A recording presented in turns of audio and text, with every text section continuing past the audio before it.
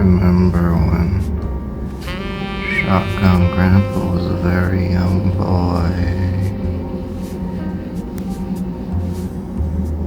He used to spend a lot of time in this room.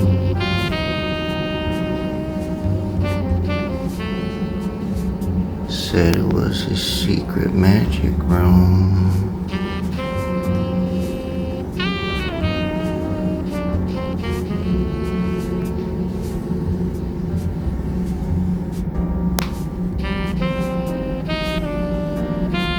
You gotta hand it to old Shotgun Grandpa. He surely does know how to make a good story even better.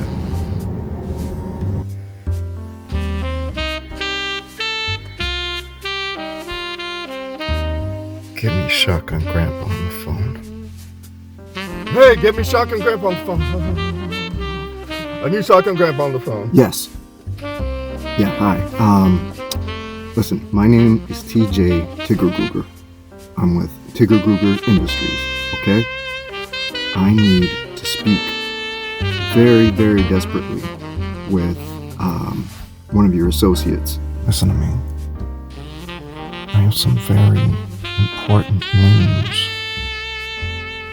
for the world at large. It's Shotgun Grandpa. It could be a matter of the world's survival, okay? Because Shotgun Grandpa, I don't know if you know it or not, is he wants to kill the world with his magic shotgun. Yes, he has a magic shotgun. It was acquired in Mexico from a little convenience store, and he's pretty sure a shaman put some sort of a spell on it. That's what I would say is the case. I think a shaman put a spell on this toy shotgun. It's just a toy shotgun. It's a toy. Please don't hang up. Listen. I know how the world ends. Not with a whimper, but with a bang. You know what I mean? Need I say any more?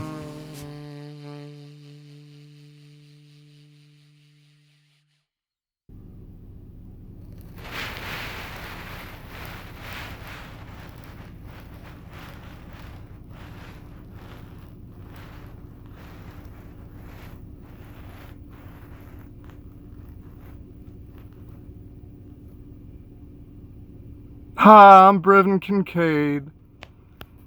Thanks for joining me today. This is part 4 in my lecture series. Thanks for joining me. I'm recognizing a lot of you out there. Thanks for coming to see old Professor Kincaid again. Oh, gee whiz. What a lucky guy I am. If you're just joining me, I'm Brevin Kincaid. This is part 4 of my 10-part lecture series on all things human and earthly. That's what the series is called. 10 lectures on all things human and earthly. But today I want to step away from that a bit for part 4. Today I want to talk about something entirely different. Close the history book, close the science book. We're going to tiptoe right off the edge of the earth, nosedive into the chasms of the deeply strange. I'm Brevin Kincaid if you're just joining me. Today we're going to be talking about the scary-eyed strange. The scary-eyed strange. You know, I was taking a walk through my city about 2 months ago. I was taking a walk and I heard a child look up to his daddy and ask, "Who were those men with the scary eyes? You know, who were they?" And I thought about it for a moment because I had seen them too. I'd seen the fellas she was referring to, and they did indeed have scary eyes. They haunt my dreams, these men, these scary-eyed strange. That's what they're actually called. They're not called the men with the scary eyes. They're called the scary-eyed strange. And that's both singular and plural. Like, for instance, if you were to see a group of them together, you'd say, "Hi, there goes a group of scary-eyed strange." Or if you were to just see one by himself, you could say, "Hi, there goes a scary-eyed strange." It's kind of like fish. You know, it's like fish or buffalo or sheep or, you know, all these critters that you call the same thing, whether you're referring to a flock of them or one single critter. So today I want to talk about that, and I want to talk about some other things, some stuff going on in my personal life. This is very helpful for me, talking to y'all, because it's an enterprise of mutual beneficence, which means that you folks all benefit from my wealth of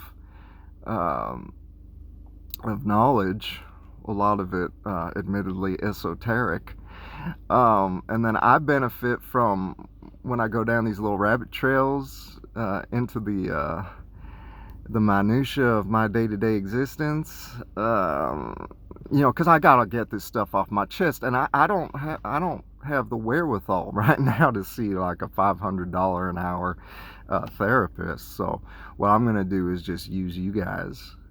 Okay, you're gonna be my unwitting mind doctors. And okay. So again, if you're just tuning in, I'm Brevin Kincaid. Let me just take a look, see here, see how many people have actually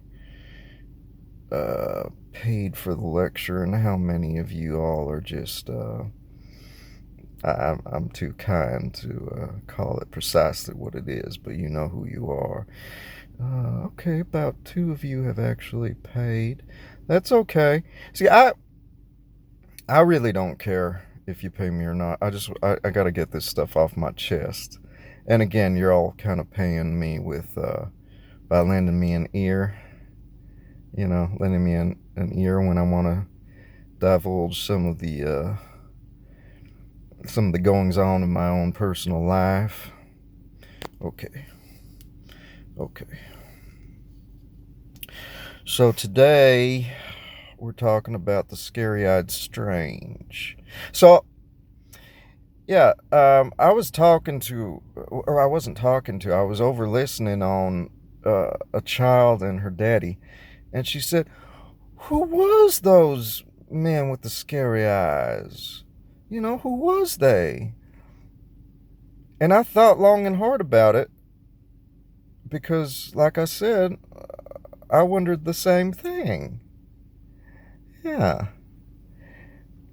So I ran back across the street where we had all encountered them, and the miserable son of a gun was still there. The miserable son of a gun was still there. And I don't know if you've seen these things out there in society yet. They're going to become increasingly prevalent. But there are these fellas with these very here, let me show you. Let me see what I can do for you here. Oh, there we go. Yeah. There are these fellas that kind of look like this.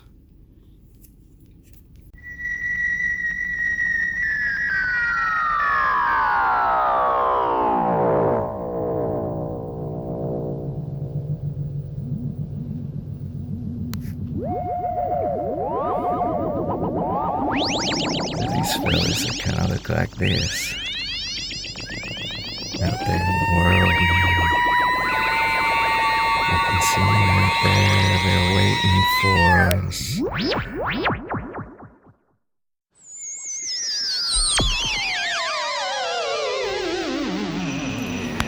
They're waiting to become part of the clan, part of the human family. They're just not quite there yet. They're just not quite there yet. That's okay. That's okay. We don't want to scare them off. We don't want to scare off the scary-eyed strange. They're going to be wonderful additions to our society. Wonderful additions to our world. They're going to really help boost the economy. And they're going to be good friends for our children. Just got to get over the way they look. They don't look they don't look quite right because of them eyes, see? They look something like this. They look something like this.